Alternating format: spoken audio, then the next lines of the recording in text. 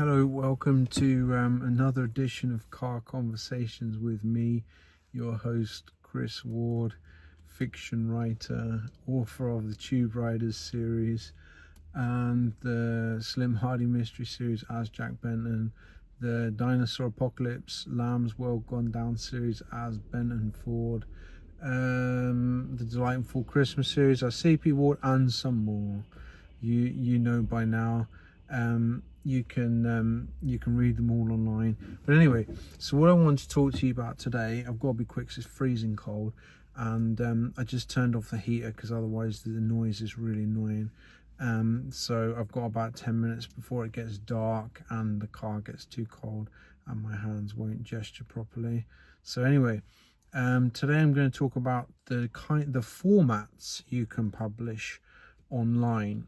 I've said a few things about the writing process itself, how you can write and all that. And today I'm going to talk about the formats you can use. The first one, the easiest one, of course, is ebook. This is really, in this day and age, that's the big one. Most people are reading ebooks now. A lot of people are. And ebook, here's the big benefit of ebook, is it costs practically nothing to produce, so therefore your profit will be a lot bigger on an ebook. Most retailers, for example Amazon, pay the author 70%, so they take their cut and you get the rest, and there's no production fees. There's sometimes like a little token downloading sort of, I don't know what they call it, distribution fee or something, that where it's like the file size fee, and it's like 15 cents or something. It's not something you need to worry about. You'll generally, let's say you've got an ebook that's for sale for $3.99, dollars, pounds, whatever you want, you'll get around $2.80 of that, which is a pretty decent deal. So ebooks are the easiest one to produce in terms of cost, and you'll probably, if you're a self-published writer like me without any big bookstore presence or big traditional marketing machine behind you, you'll sell mostly ebooks. I probably sell, these days I do sell more paperbacks, but I probably still sell in the region of 50 ebooks per paperback. So my ebooks are the majority of my sales. And the next format, of course, is paperback, because there are still people that like reading in paper. I personally prefer reading in paper. I have a Kindle. I have a Kindle app on my phone, and it is convenient and it's useful for, like, say if I'm on an aeroplane and don't want to carry a bunch of books, or it's night and I want to kind of get tired, so I don't want the light on, so I read on my Kindle for a bit. You know, if I'm in the car, I just want to pull it out. But I much prefer holding something in my hands. And a lot of people like me, they prefer paper books. So paperback is the probably second most important one. It costs to publish a paperback, again, you'll in addition to your ebook, you only need a cover, which will perhaps cost you an extra $50 or something from your designer. Amazon and I think Draft Digital, one of the main distributors, they do have a cover tool. They ain't great. I would get, if you've got a designer that's made your ebook, or if you're a master with designing them yourself, just do that. Don't use their ones. Their ones are rubbish. So you've got your paper version. Your paperback, your profit margin will be very minor depending on how much you charge, because they have printing costs and it's print on demand. So you don't they don't do a big print run and then, you know, a low cost. I mean, you can do that yourself through a printer, and this is something I'm thinking about for my books in Japanese, when I get that sorted out. But in general, if it's through Amazon or Draft Digital, the other big one's Ingram Spark. I don't use Ingram because it's it's allegedly quite difficult to deal with, and you have to pay for ISBNs and things, and I just don't have the energy for that. So I don't use Ingram Spark, but if you want to, that's a big paperback distributor. They have a printing cost. So if say, and it's done on page count, not book size. I usually do mine as 5 by 8 inches, which is a pretty standard size. I don't have one here at the moment of that size, but it's a nice paperback size. It's not your little dinky trade paperback. It's more of a big, I can't remember what they're called now. Should have looked it up before I made the video, but never mind. But it's slightly bigger, but they look nice on the shelf. You can make your own sizes. My Japanese ones, I'm doing them in A3 because that is a standard size in Japan for paperbacks. I think they're called trade paperbacks, rather mass market paperbacks are the dinky ones. Trade paperbacks are the big one. So they'll take a printing cost. For example, if your book is say 250 pages, you can price it at about $9.99 and you'll make about $2 profit, because Amazon, for example, will take their cut, and also there's the printing cost. So, and I think a lot of the time paperback royalty is lower. Sometimes it's 60% or whatever. That is still an awful lot more than you will get through a traditional publisher though, where they'll give you about 10% or less perhaps, you know, so you're still going to make more money. And people like paperbacks. It's print on demand, you know. It's I use vellum to format mine. You could use Atticus or Scrivener, that's another one, or Caliber. I think you can do paperbacks. So there's ebook and paperback, and then you got your hardcover. And hardcover, I kill two birds with one stone. I do my hardcovers as what they call large print edition.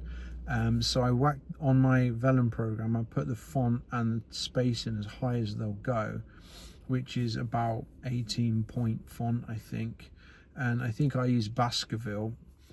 I've used it since there's a few options, and it's the one I started using. Never used Times New Roman. Times New Roman is not for books. You want to use Baskerville or Garamond, I think is a good one, and there's a few others. You can look it up. So your hardcover, I use 6 by 9 inches for mine, and on Amazon it's not dust jacket, it's like a laminated hard board cover. I mean, they're pretty nice, but if you want dust jackets, you're going to have to do a special edition, and that's something that I'm just not interested in. Hardcovers, I sell very, very few. I price them a lot higher. One reason I do that is because it makes the paperbacks look cheap. I usually charge in the USA, I charge usually $19.99 for a hardcover. I sell very few, like I said, so really it's not something you want to worry about too much. Talking of paper editions, if you do want to expand, and I know a lot of people do, you can do special editions through specialist printing companies. The big one that most people use is Book Vault. I personally have not ever done that, mostly through time reasons. I just don't have the time for all these things.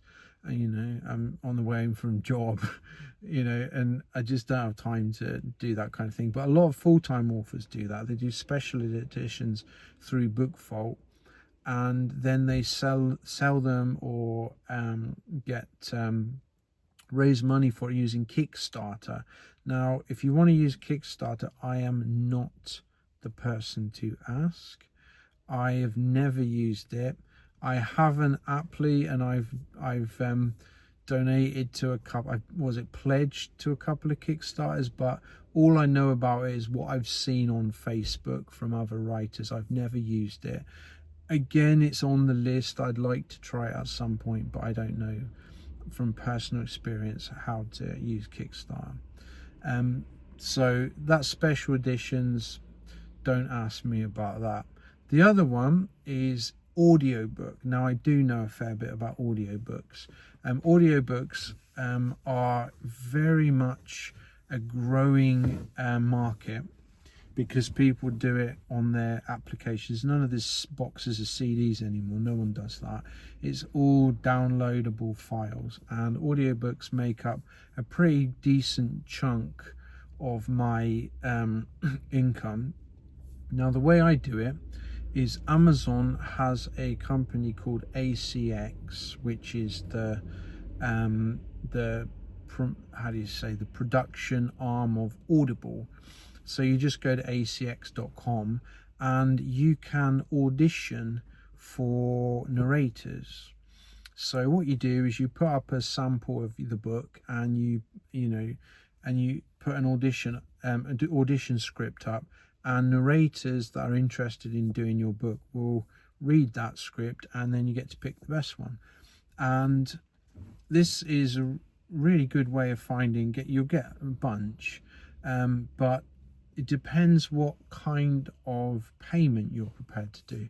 When I first started out, it does cost an awful lot of money to do an audiobook. That is one thing. I was doing the royalty share, basically because I didn't have enough money to pay up front.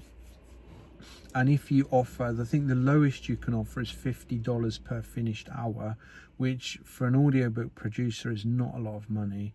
It will take them 2 to 3 hours to produce that 1 hour of audio. I don't know how they do it, but they do. And it's expensive. $50 per finished hour will get you the absolute bottom of the barrel quality.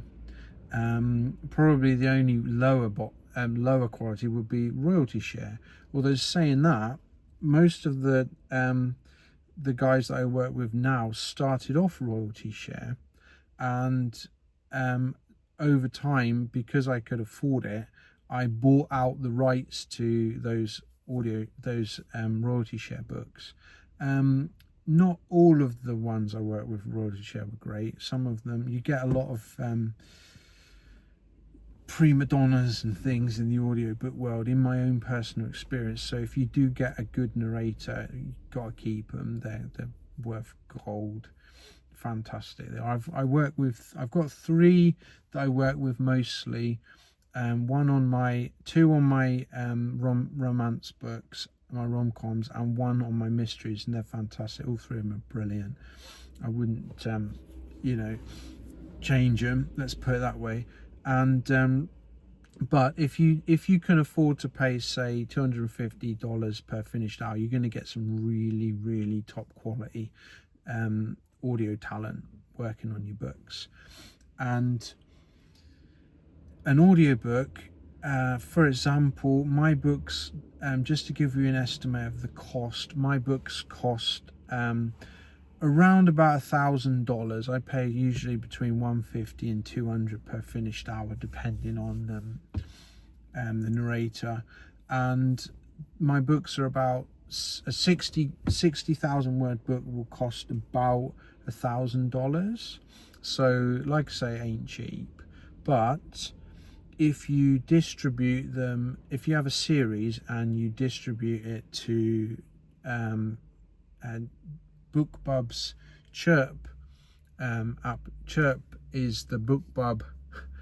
I need to talk about BookBub. BookBub is an audiobook, an ebook promotion program, and you pay for a listing, and they'll send out your book to lots and lots of people, and you'll get lots of downloads. Chirp is BookBub's audiobook arm, so to speak. So if you have an audiobook, you can apply for a Chirp deal, and currently there's a few options, but most Chirp deals are free, and you could get several thousand sales of your audiobook. So generally, if I get a Chirp deal on a 4 or 5 book series, that will make enough money to bankroll the next book in the series, and then everything on top of that is just gravy because I've paid it off.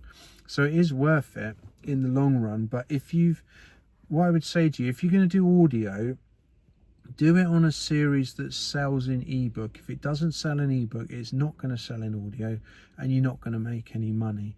So some of my series, I've paid a lot of money to get them in audio, and they make nothing. I've not wasted my money, because sometimes you do that and it works out. So, you know, but make sure you can afford it if you're going to do audio. I know a lot of people these days are using AI audio, and this is a growing thing. I personally don't like it.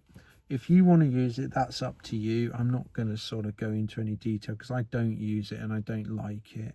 I really don't like audio AI narration. If I hear it on a YouTube video, that video goes off. I won't watch it. But this is, like I say, I'm a bit of a dinosaur. So you do what makes sense for you. And again, if you're going to do that, it's going to be a lot cheaper. Probably free. Maybe you have to pay a subscription. So there you have it.